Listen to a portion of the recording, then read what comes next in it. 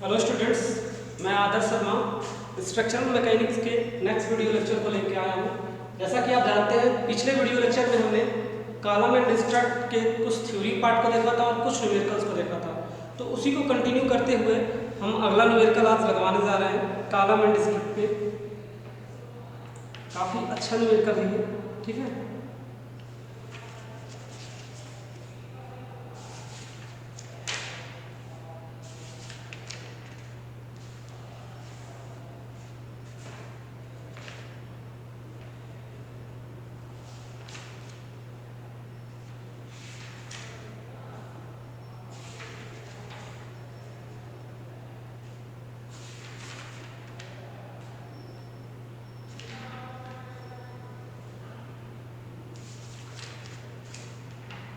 ठीक है, ये न्यूमेरिकल नोट करिए। न्यूमेरिकल है, किसी कॉलम की काट खोखली आयताकार है, इसका एक सिरा बद्ध तथा दूसरा सिरा स्वतंत्र है। यदि कॉलम की कुल लंबाई 2 मीटर हो तो आयलर के सूत्र का प्रयोग करते हुए तन्यता अनुपात ज्ञात करिए। ठीक है, तो ये कुछ क्वेश्चन है, इसमें आपको सिलेंडरनेस रेशियो याद करना है और आयलर के फार्मूले का यूज करना है। ठीक है ना। तो न्यूमेरिकल में सबसे पहले क्या देखते हैं, न्यूमेरिकल में कुछ डाटा दे दिया गया है। जैसे बोला है कि ये खोखली आयताकार है, कॉलम जो है हमारी वो खोखली है और रेक्टेंगल टाइप का है कुछ।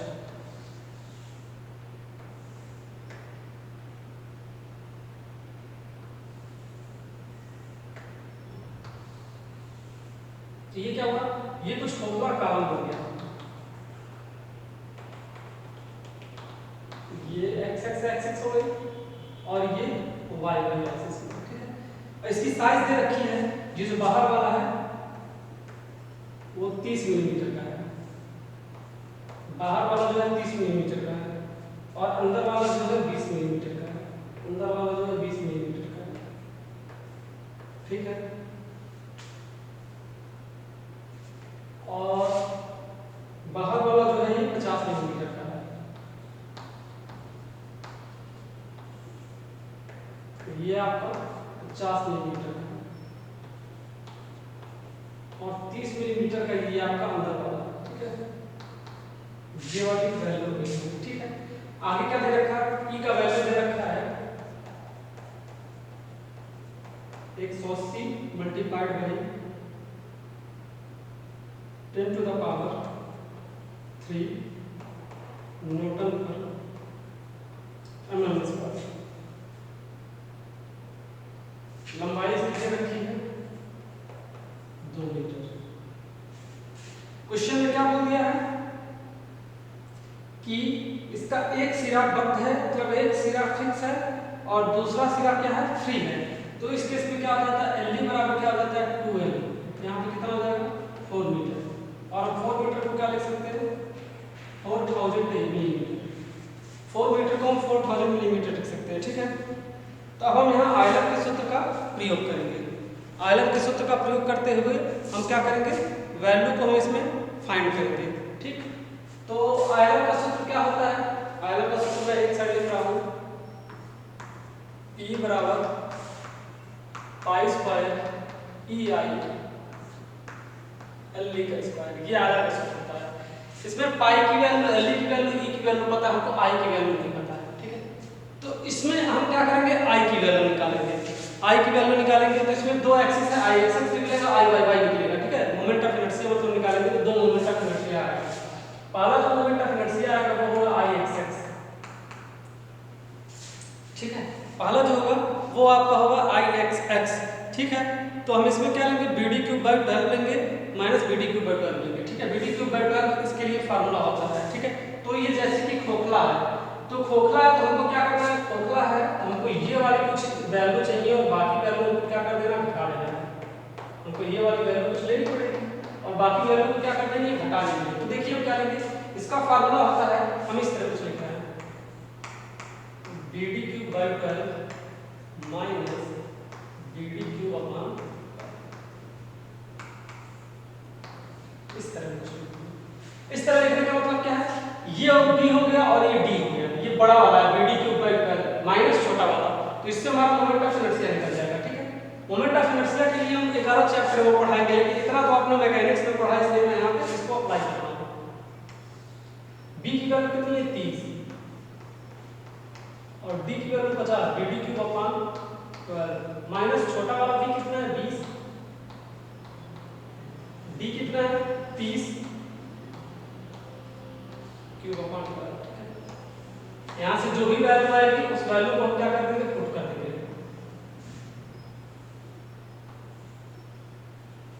यहाँ से जो भी वैल्यू आएगी उस वैल्यू को हम डी ले लेंगे। इसी तरह आई वाई वाई निकालेंगे, तो जब आई वाई वाई निकालते हैं तो ये बी का डी हो जाता है। ठीक है ना, डी यहाँ जाएगा, बी यहाँ चला जाएगा, तो हो जाएगा D B cube upon 12 minus D B cube by 12। ठीक है, रेक्टेंगल के लिए यही फार्मूला होता है बी डी क्यूब बाई 12। ठीक है, आई एक्स एक्स के लिए जब वाई में लेते हैं तो इसी को वेक्टर चेंज कर देते हैं। तो यहाँ पे क्या आएगा 50 गुणे 30 के पावर 3 अपॉन 12 माइनस 30 गुणे 20 के पावर 3 अपॉन 12। ठीक, यहाँ से मैं दोनों की वैल्यू लिख लेता हूँ, आई एक्स एक्स आई वाई वाई। तो आई एक्स एक्स की वैल्यू आ रही है 26750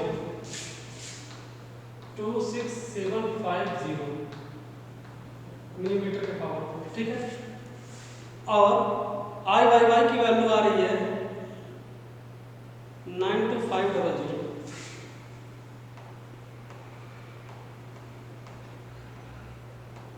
मिलीमीटर के पावर 4। ठीक है, अब इन दोनों में से आई की वैल्यू क्या लेते हैं, आई जो लेते हैं वो मिनिमम लेते हैं। यहाँ से आई की वैल्यू हो जाएगी, आई मिनिमम की वैल्यू हो जाएगी, मिनिमम क्या होता है, दोनों में से कम कौन सा, ये वाली वैल्यू है, तो 26750 मिलीमीटर के पावर, ये वाली वैल्यू। ठीक, ये वाली वैल्यू होगी, तो यहाँ से पी की वैल्यू निकालेंगे।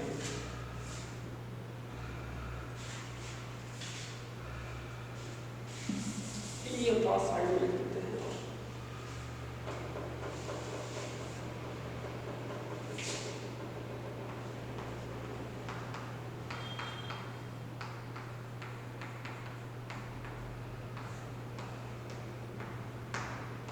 ठीक है, पाई स्क्वायर मैंने लिख दिया। ई का वैल्यू क्या है 180 × 10⁻³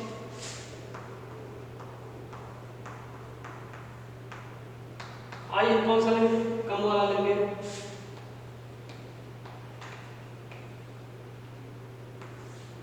एल की वैल्यू क्या हो जाएगी 4000 मिलीमीटर का स्क्वायर।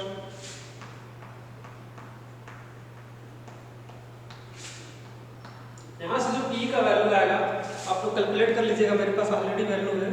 इसकी वैल्यू आ रही है 10270 इतना न्यूटन में आ रहा है। ठीक है, ये आपकी पी की वैल्यू आ गई। अब आपको स्लेंडरनेस रेशियो निकालना है, स्लेंडरनेस रेशियो निकालना है। स्लेंडरनेस रेशियो क्या होता है, स्लेंडरनेस रेशियो निकालने के लिए फार्मूला होता है एल ई अपॉन के मिनिमम।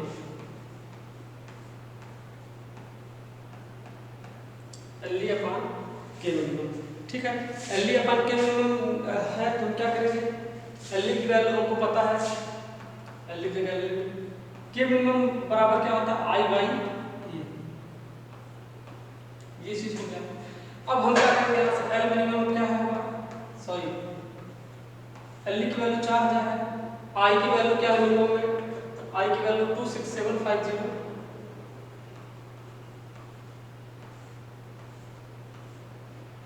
अब एरिया की वैल्यू इसके लिए क्या निकालेंगे, तो एरिया बराबर हमारा क्या होता है बी इंटू डी। एरिया हमारा क्या होता है बी इंटू डी, रेक्टेंगल का एरिया क्या होता है बी इंटू डी। लेकिन यहाँ पे चूंकि ये खोखला है तो बड़े बी इंटू डी में से छोटे वाले को माइनस कर देंगे। बड़ा वाला क्या होगा बी इंटू डी 30 × 50, 30 × 50 बड़ा वाला, और छोटा वाला कितना है 20 × 30। तो ये 5 दिया कितना हो जाएगा, ये 1500 माइनस 600, 900 मिलीमीटर स्क्वायर एरिया हो जाएगा। 900 से डिवाइड कर देंगे। तो डिवाइड करने के बाद स्लेंडरनेस रेशियो की वैल्यू आएगी, वो मेरे पास वैल्यू टेबल आ रही है 394.5।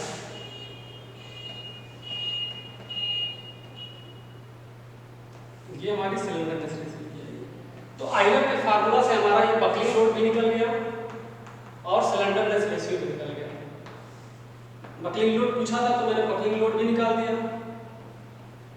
और हमसे पूछा गया था स्लेंडरनेस रेशियो, तो ये भी निकाल दिया। इसकी वैल्यू कितनी आ रही है? ग्रेटर देन 300, ग्रेटर देन 300 आ रही है। तो क्या हो जाएगा? This is a long term.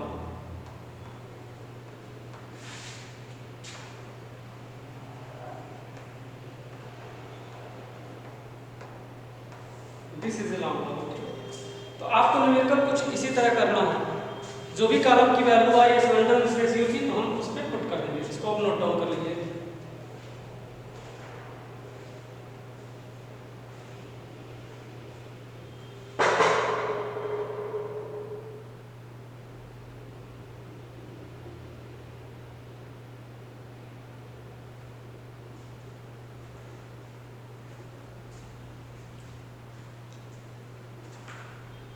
Note down करिए, फिर मैं आगे कैलकुलेट कर देता हूँ।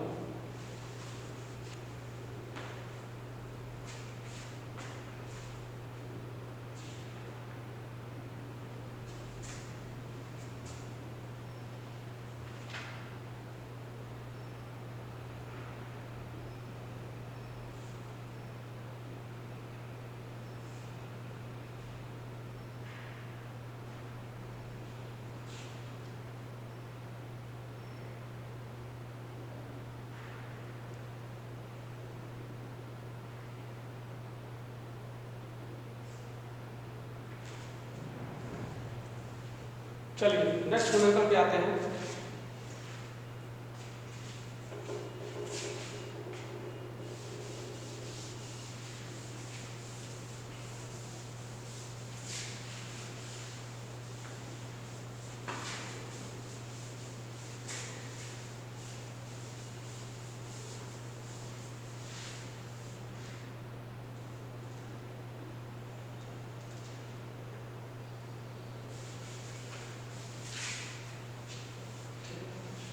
नेक्स्ट न्यूमेरिकल में पढ़ता हूँ, ठीक है।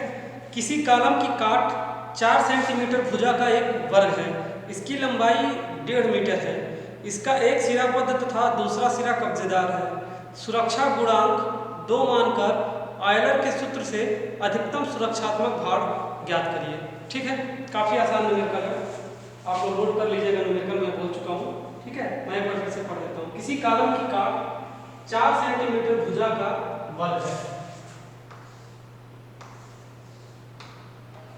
कोई कॉलम दे दिया गया है और इसकी भुजा क्या है? 4 सेंटीमीटर है। ये क्या है? स्क्वायर है। ये क्या है? स्क्वायर कॉलम है। 4 सेंटीमीटर इसका भुजा दे दिया, ठीक है। इसकी लंबाई 1.5 मीटर है, 1.5 लंबाई है। इसका एक सिरा बद्ध तथा दूसरा क्या है? दूसरा कब्जेदार, मतलब एक फिक्स है दूसरा हिंज है, तो L/√2 हो जाता है। ठीक है, तो इसमें हम 1/√2, इसमें आ जाएगा 1.06 मीटर, 1.06 मीटर। ठीक, अब आगे क्या करना है? सुरक्षात्मक गुणांक 2 दे दिया गया है।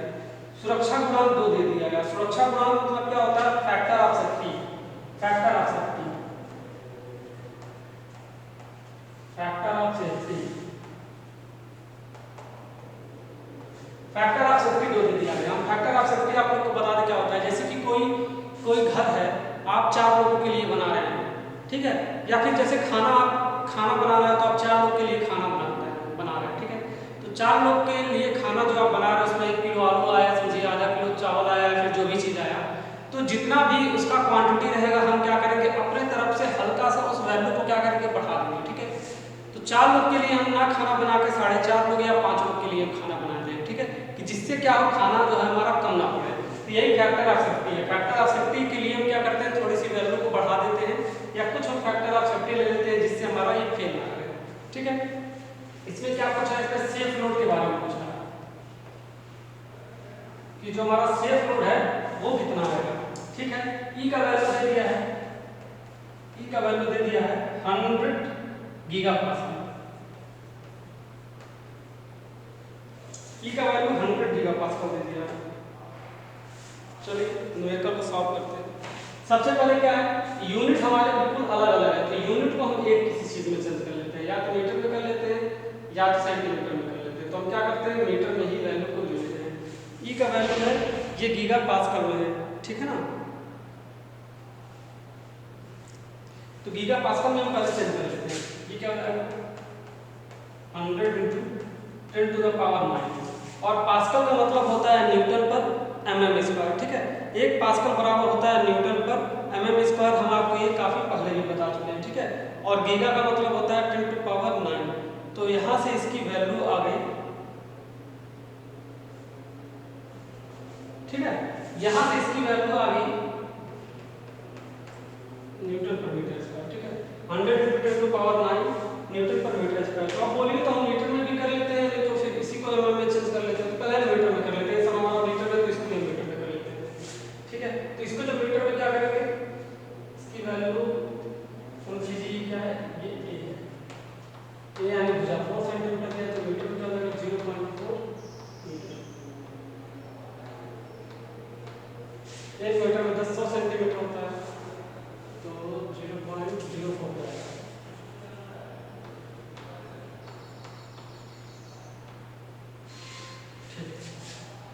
अब हमको पहले क्या करना है, पहले हमको इसमें क्या करना है, पहले हमको इसमें P की वैल्यू चाहिए, ठीक है। P की वैल्यू निकालेंगे। P की वैल्यू निकालने के बाद हम इसमें जो चाहे वो चीज करेंगे, ठीक है।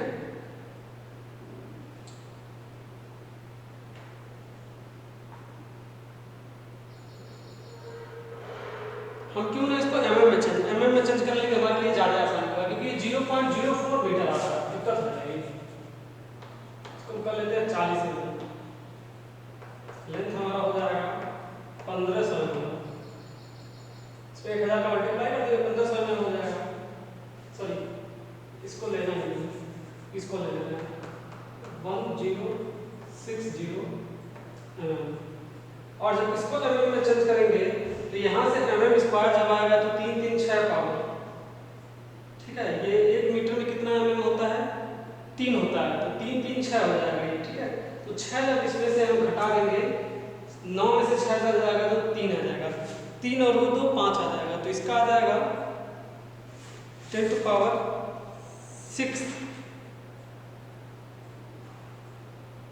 एक सेकंड,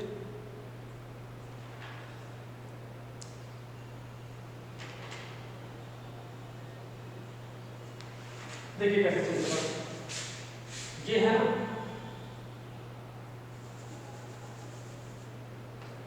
न्यूटन है तो न्यूटन लिख दिए, ठीक है। 1 मीटर में क्या था 10⁻³ होता है, तो 10⁻³ का स्क्वायर हो जाएगा, 3 × 6 हो जाएगा, 6 से ये कट जाएगा, यहाँ कितना बचेगा 3 और 2 ये 5।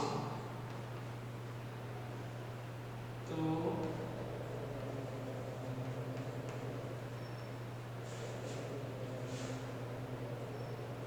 ठीक है, कितना आ जाएगा 100 × 10⁻³ न्यूटन पर mm²। गीगा का मतलब 9 और पास्कल का मतलब न्यूटन पर मीटर स्क्वायर। मीटर जाएगा तो ठीक, तो लेकिन बुक में वैल्यू दूसरी आ रही है।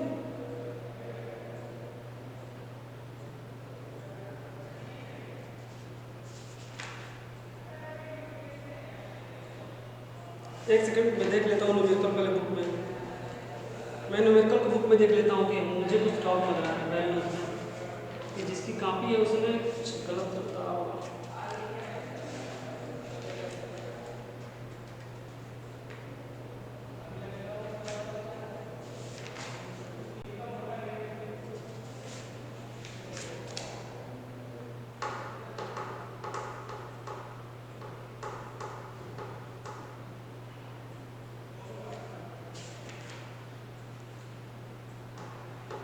ठीक है, ठीक है, यही होगा 10⁻⁵ आएगा। ये कितना जाएगा, ये 3 2 तो 10⁻⁵ न्यूटन पर mm²। अब देखिए हमको क्या निकालना है, अब हमको P निकालना है।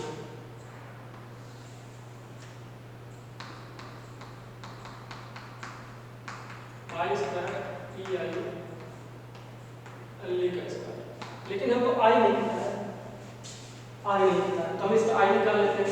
यहाँ पे दोनों एक्सिस से लेंगे तो वही चीज होगा, ठीक है। यहाँ पे क्या होगा I X X equal to I Y Y equal to I, एक ही चीज होगा, ठीक है। तो यहाँ पे हो जाएगा बी डी क्यूब अपॉन, तो यहाँ पे कुछ भी नहीं है, तो यहाँ पे दोनों की जगह क्या हो जाएगा 40, 40 के पावर 3 अपॉन, तो यहाँ से आई की वैल्यू आ रही है, आई की वैल्यू आ रही है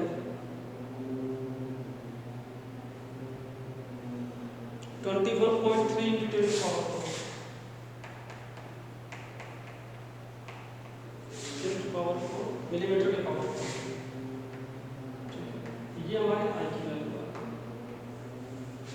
अब देखिए जब आई की वैल्यू आ गई तो सारी वैल्यू हमको दे रखी है, पाई स्क्वायर का वैल्यू 10 to the power 5, आई की वैल्यू कितनी है 21.3 into 10 to the power 4, L की वैल्यू कितनी आ जाएगी हमारी 1060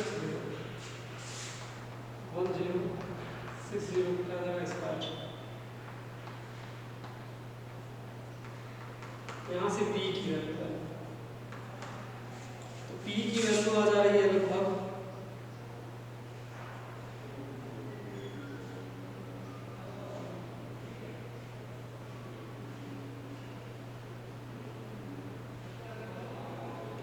187097,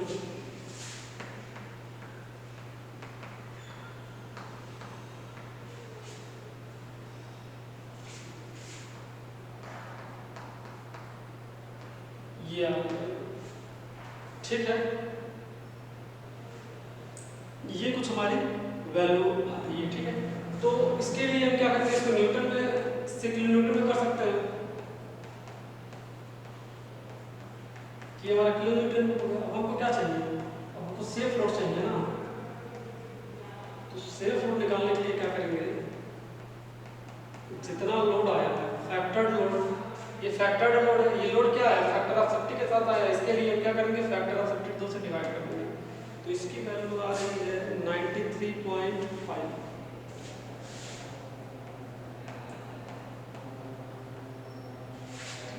तो सेफ लोड की वैल्यू आ गई 93.5, इसको नोट डाउन कर लीजिए। यहाँ पे कोई कंफ्यूज नहीं होगा, ठीक है ना, यहाँ पे कोई कंफ्यूज नहीं होगा, ये 10 to power 3 था तो स्क्वायर हो गया, ऊपर जाके ये चीज वैल्यू आ गई।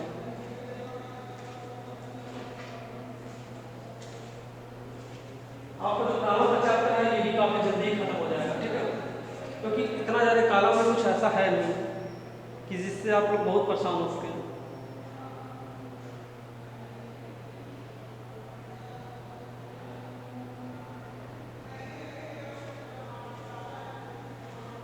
इसको भी हम काफी जल्दी खत्म करेंगे, ठीक है।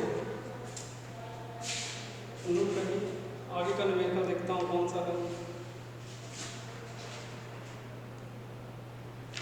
चलिए आगे काफी तगड़ा न्यूमेरिकल है, उसको लगाता हूँ, काफी अच्छा न्यूमेरिकल है और एग्जाम में लगभग 2 बार पूछा गया है, जैसे मैं पढ़ रहा हूँ तो 2-3 बार पूछा गया है।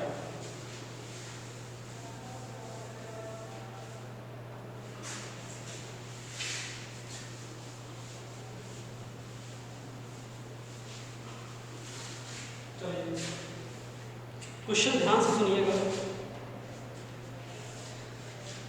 आयलर के सूत्र का प्रयोग करते हुए पिन किए हुए सिरे वाले गोल स्तंभ के लिए जिसका अनुप्रस्थ काट का क्षेत्रफल 10 सेंटीमीटर स्क्वायर है तथा सिलेंडर में दूसरा नंबर ये न्यूमेरिकल है। 2 अक्षीय भार संभालने वाले स्तंभों की प्रभावी लंबाई निर्माण के पदार्थ एवं प्रतिच्छेदों का क्षेत्रफल समान है। उनमें एक का प्रतिच्छेद वर्गाकार तथा दूसरे का वृत्ताकार है। उनकी धारण क्षमताओं का अनुपात ज्ञात करिए, ठीक है। धारण क्षमताओं का अनुपात पूछ रहा है, मतलब इनकी जो कैपेसिटी होगी उनका कितना अनुपात होगा। तो धारण क्षमता का मतलब वही आपका जो फैक्टर्ड लोड है, पी की जो वैल्यू है, पी की जो वैल्यू होगी वो एक कॉलम के लिए और जो दूसरा वाला होगा वो स्क्वायर के लिए। तो स्क्वायर बटे कॉलम का कितना वैल्यू आएगा, ठीक है। तो मैं इस क्वेश्चन को नोट करता हूँ। यहाँ पे क्या बोल रहा है, 2 अक्षीय भार संभालने वाले स्तंभ, 2 स्तंभ हैं, 2 अलग अलग तरीके के कॉलम दिए गए हैं। सुनिएगा ध्यान से, 2 अलग अलग तरीके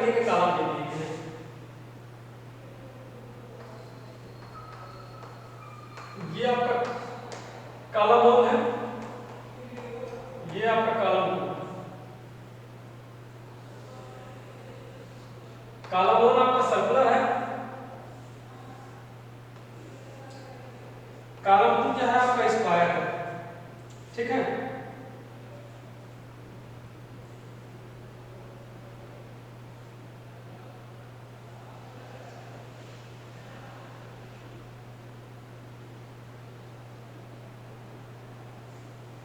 ठीक,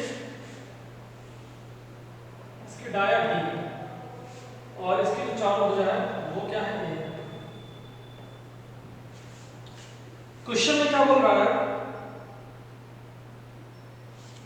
प्रतिच्छेदों का क्षेत्रफल समान है, मतलब इसका जो क्षेत्रफल होगा वो इसके क्षेत्रफल के बराबर होगा।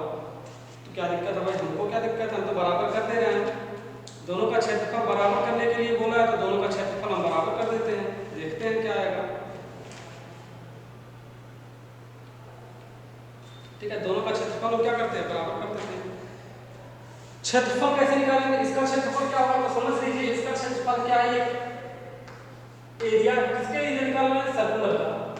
तो सर्कुलर का एरिया क्या होता है, π/4 d स्क्वायर। इसका एरिया आ गया π/4 d स्क्वायर, ठीक है। ये किसका एरिया है, ये आपका एसी का एरिया है, π/4 d स्क्वायर। कॉलम का क्या है, सॉरी स्क्वायर का एरिया क्या होगा, स्क्वायर का एरिया एस हो जाएगा। इसका एरिया क्या होगा, a multiplied by a equal to a square. दोनों का एरिया क्या है, समान है, तो दोनों के एरिया को समान कर दीजिए,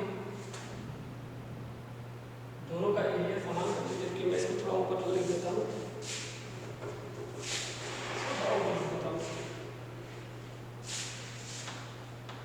यस स्क्वायर बताना, इसका a multiplied by a equal to a square. दोनों का एरिया क्या होगा, समान कर रहा, तो कहते हैं AC बराबर AS। AC बराबर AS क्या है, AC का वैल्यू क्या है, π/4 d square equal to a square. तो ये वैल्यू हमको मिली a स्क्वायर की, हमको यहां पे वैल्यू मिली, ठीक। अब क्या बोल रहा है, अब ये बोल रहा है कि जो स्क्वायर है, स्क्वायर बटे कॉलम कितना होगा, आगे पढ़िएगा।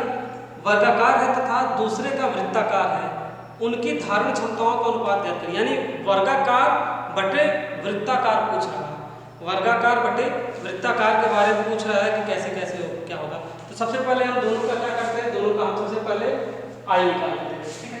ये तो AC और AS की वैल्यू थी, अब हम यहाँ से IC की वैल्यू निकालते हैं। तो क्या होगा, π/64 d के पावर 4, ये इसका क्या हो जाएगा, ये इसका आई हो जाएगा, इसमें IX IY दोनों समान होगा, इसमें भी IX IY दोनों समान होगा, इसमें क्या हो जाएगा IS। इसमें क्या था, BD3/12, मतलब a के पावर 4/12, ये दोनों की वैल्यू आ गई, ठीक। अगला हम क्या होगा, क्या काम करना है, हमको पूछ रहा है PE जो है ये किसके लिए, स्क्वायर के लिए, अपान PE सर्कुलर की वैल्यूज पूछी जा रही है, इसकी वैल्यूज पूछी जा रही है, ठीक।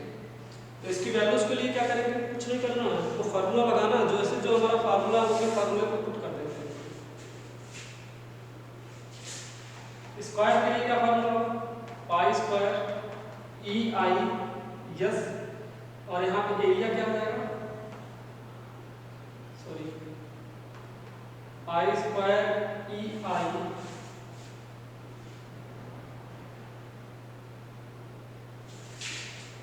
EI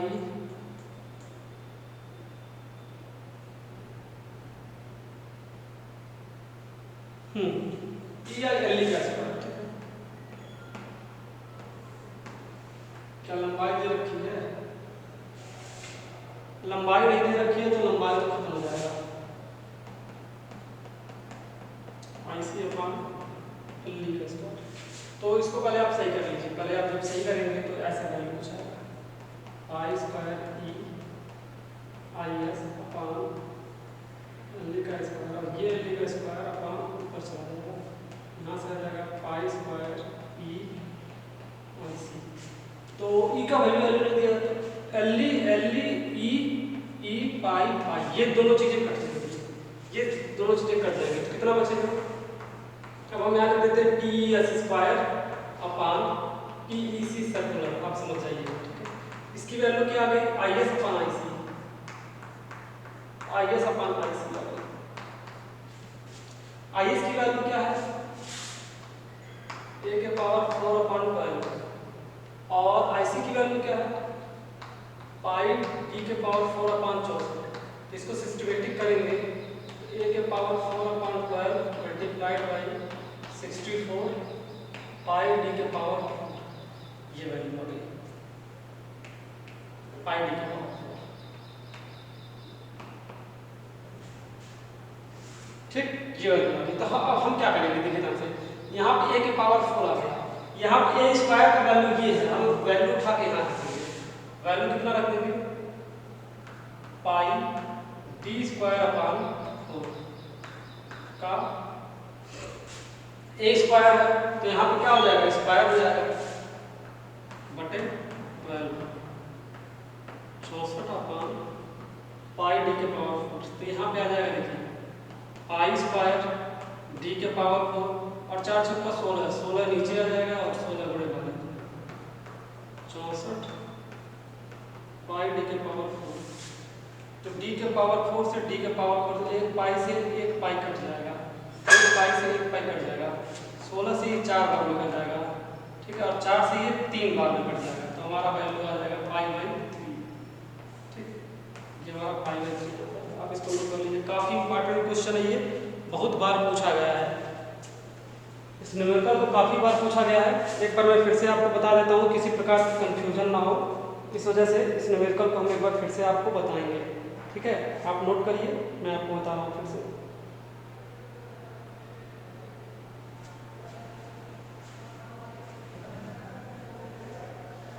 देखिए न्यूमेरिकल में क्या बोला था कि दो तरीके के कॉलम दिए, कॉलम 1, सॉरी कॉलम की स्पेलिंग गलत है तो बताया नहीं,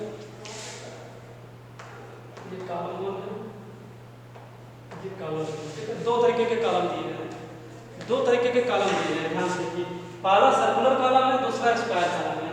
बोल रखा है दोनों कॉलम का क्षेत्रफल समान है, तो जो उनके आइलर्स फार्मूले से जो उनके लोड्स आते हैं उनकी हमको वैल्यू चाहिए, उनकी रेशियो चाहिए। सबसे पहले मैंने क्या किया, सर्कुलर का एरिया निकाला। जब सर्कुलर का हमने एरिया निकाला तो आ गया pi by 4 D square. As का क्या आ जाएगा भाई, ए इंटू ए स्क्वायर आ गया। दोनों का हमने क्या निकाला, मोमेंट ऑफ इनर्शिया। आईसी का क्या होगा, आई एक्स आई डबल दोनों सेम होगा, तो पाई बाई 64 डी के पावर 4। आईएस क्या हो जाएगा, ए के पावर 4 और बीडी क्यूब बाई 12, सबकी वैल्यू ए के पावर 4 अपान 12 हो जाएगा। दोनों का एरिया हमने बराबर कर दिया तो हमको ये वाली वैल्यू मिली। अब हमने क्या किया, मैंने टी के फार्मूले को अप्लाई किया, टी स्क्वायर पाई स्क्वायर ई आई की जगह आई एस मैंने कर दिया पर एल स्क्वायर, इसकी जगह आई सी कर दिया। अब जब इसको मैं सुटेबल करूंगा तो यहाँ से हमको ये वाली वैल्यू मिल जाएगी, ये I S upon I C, I S अपन आई सी की वैल्यू को भी पुट कर देंगे तो हमको ये वाली वैल्यू मिल जाएगी। अब ए के पावर 4 है तो ए स्क्वायर का वैल्यू यहाँ पे क्या है, पाई बाई 4 डी स्क्वायर, तो ये स्क्वायर हो जाएगा, इसका तो ए के पावर 4 होगा, तो यहाँ से वैल्यू जब मैंने कट किया तो पाई बाई 3 आ गया। इसको आप नोट करिए, 2 मिनट का समय है आपके पास। कॉलम भी आप समझ लीजिए कि लगभग 1 दिन और है, 1 दिन के बाद कॉलम खत्म हो जाएगा ऑलमोस्ट। कॉलम में वैसा कुछ भी नहीं रखा है कि कॉलम इतना बड़ा चैप्टर, 1 दिन में ये चैप्टर काफ़ी आराम से खत्म हो सकता है, ठीक है। आज का एक लेक्चर और एक लेक्चर मंडे का, मंडे को एक लेक्चर और ले लूँगा तो ये कॉलम पूरी तरीके से आपका खत्म हो जाएगा। कॉलम के बाद फिर हम अपने नेक्स्ट चैप्टर का स्टार्टिंग करेंगे।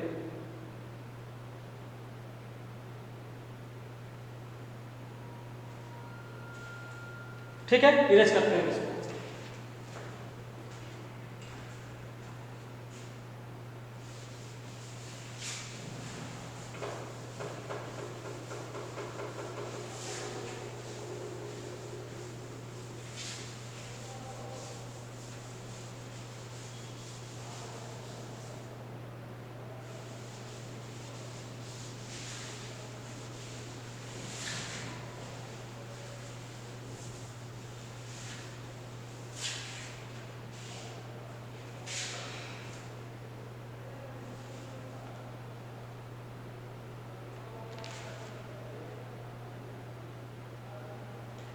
चलिए एक न्यूमेरिकल है, किसी कॉलम की काट आई है, किसी कॉलम की काट आई है, यह कॉलम 3 सुरक्षा गुणांक पर 400 किलो न्यूटन का भार सह सकता है।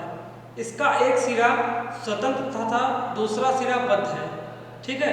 इसकी लंबाई ज्ञात करो और दे दिया है ई का वैल्यू 150 गीगापास्कल। तो देखिए इस न्यूमेरिकल को कैसे करते हैं। बोल रहा है किसी कॉलम की काट आई है, कोई न्यूमेरिकल है आई सेक्शन का, पहले आई सेक्शन बना लेते हैं।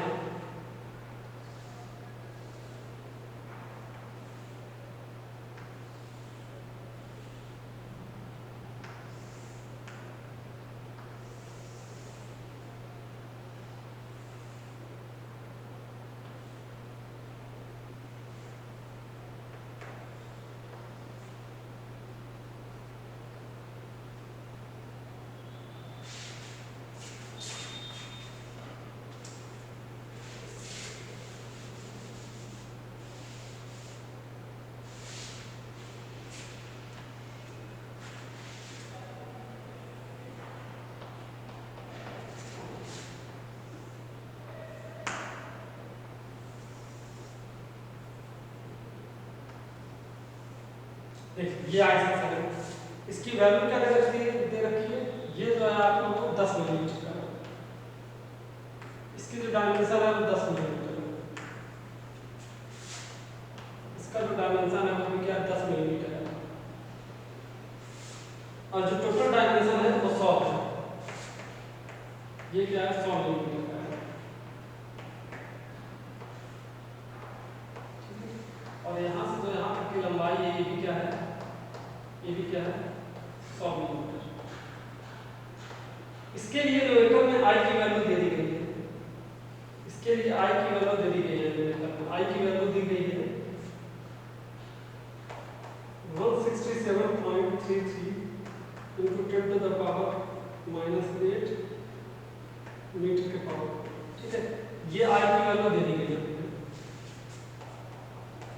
फैक्टर ऑफ सेफ्टी की वैल्यू 3 दे दी गई है,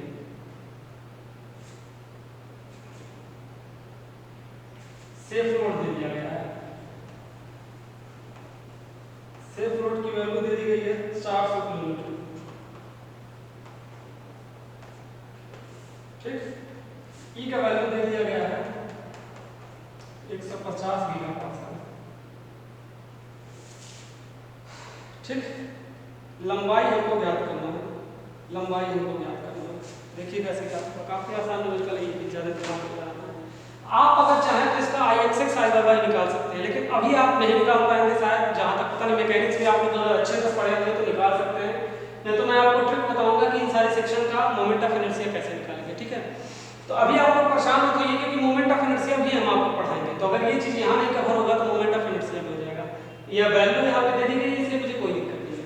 अब देखिए सारी वैल्यू क्या हमारी मिलीमीटर में है, ये मीटर में आई है, ये मीटर में आई है वैल्यू, तो हम क्या करते हैं सारे डायमेंशन को किसी एक डायमेंशन में चेंज कर लेते हैं, मिलीमीटर में चेंज कर लेते हैं, मिलीमीटर में चेंज कर लेते हैं। तो मिलीमीटर में हम चेंज करेंगे तो लगभग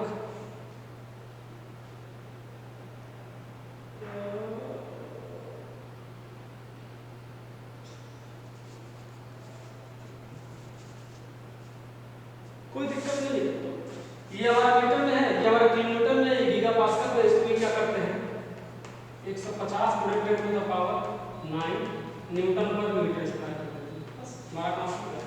अब हमको क्या करना है, अब देखिए ये सेफ लोड दे रखा है और फैक्टर ऑफ सेफ्टी दे रखा है, तो हमको अपना लोड निकालना है, हमको अपना लोड कितना निकालना है, P निकालना है।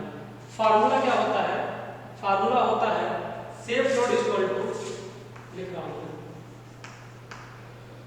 Safe load equal to factor load, sorry safe load equal to P upon factor of safety. हमको क्या करना है, P निकालना है, तो क्या करेंगे 400 × 3 कितना आ गया 1200 किलो न्यूटन आ गया, ठीक है। 1200 × 10 to the power 3, यहाँ से हमको क्या मिल गया, यहाँ से हमको P का वैल्यू मिल गया,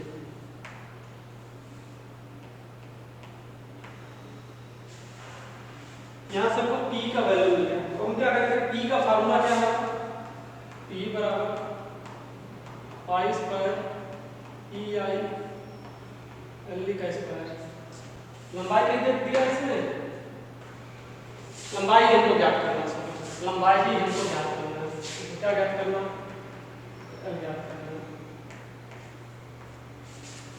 न्यूमेरिकल में और क्या बोल रखा है, न्यूमेरिकल में और बोल रखा है कि इसका एक सिरा स्वतंत्र तथा दूसरा सिरा बद्ध है। एक सिरा क्या है, स्वतंत्र है, और दूसरा सिरा इसका बद्ध है।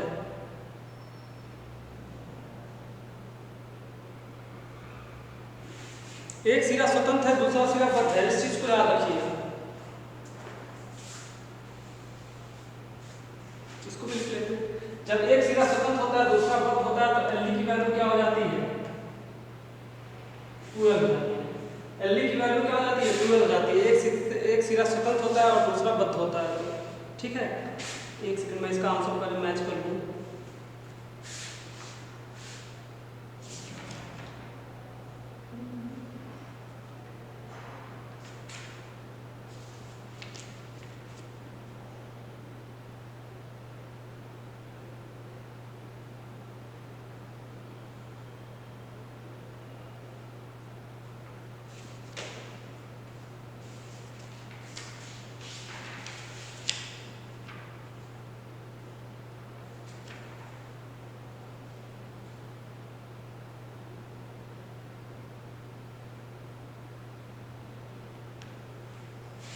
ठीक है, ठीक है ये। तो एल की वैल्यू क्या आ जाएगी, 12। एल की वैल्यू क्या लिख देंगे, 4 या लगा। ठीक है, या फिर मैं अभी एल स्क्वायर लिखता हूँ तो आपको तुरंत कंफ्यूज हो जाएगा। टी की वैल्यू यहाँ पर कर दीजिए 12। ऐसा मैं करता हूँ 12 × 10⁵ कर दूँगा। पाई स्क्वायर ई का वैल्यू क्या है,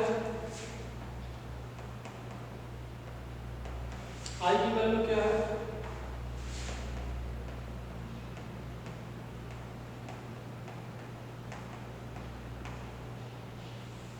अब एल की जगह क्या हो जाएगा, 4 एल स्क्वायर। एल की वैल्यू क्या, हमको वही याद करना है।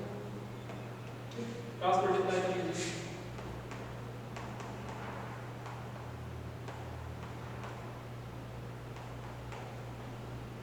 एल स्क्वायर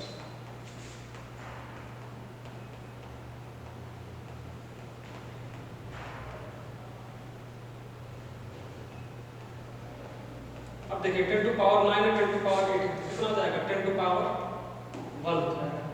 ठीक, हमको एल स्क्वायर का वैल्यू ज्ञात करना है, तो हमको क्या कर सकते हैं,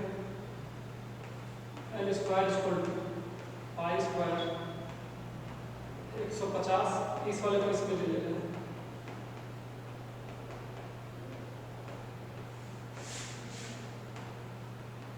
10 टू द पावर 5। ठीक है, इसको सॉल्व करिए। इसको आप सॉल्व करेंगे तो एल स्क्वायर की वैल्यू कितनी आएगी, मैं देखता हूँ, सॉल्व मैं करता हूँ।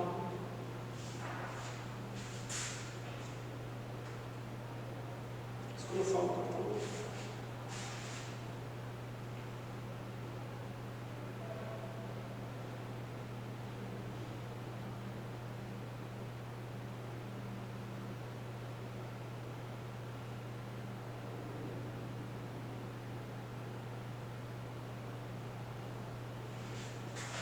इसकी वैल्यू आ रही है ऊपर वाले की,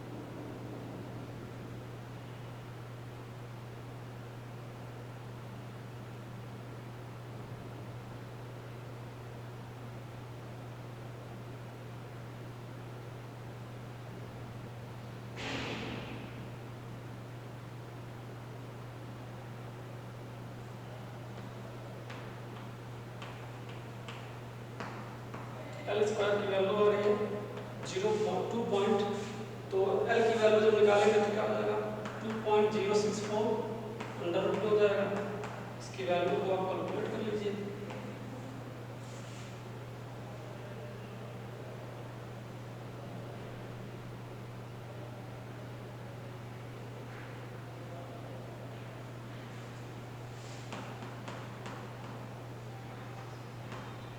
ठीक, 1.436 मीटर के करीब इसका आंसर आ रहा है। ठीक, और ये न्यूमेरिकल रहा आपका, इसको नोट डाउन करिए।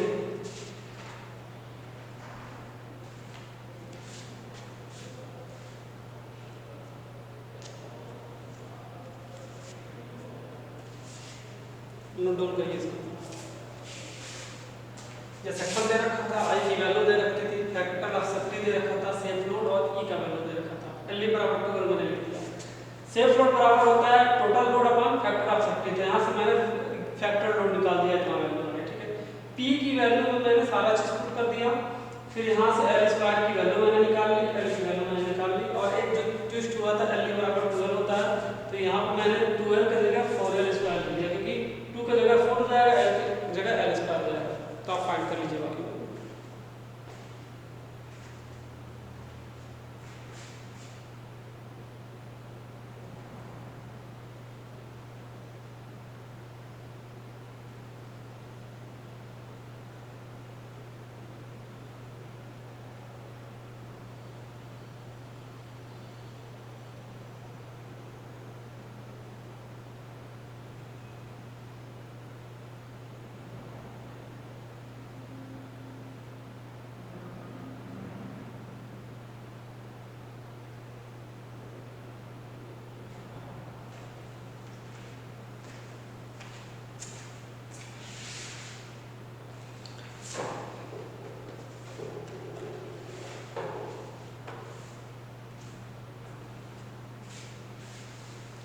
तो नोट कर लीजिए आप लोग, फिर इरेज में करता हूँ।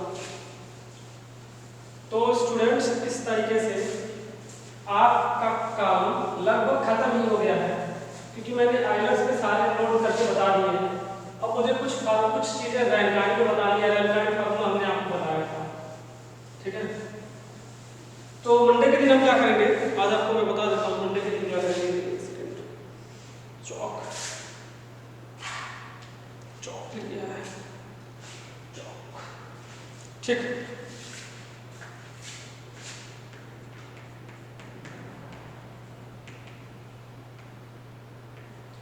नेक्स्ट लेक्चर में क्या करेंगे, हम रैंकाइन को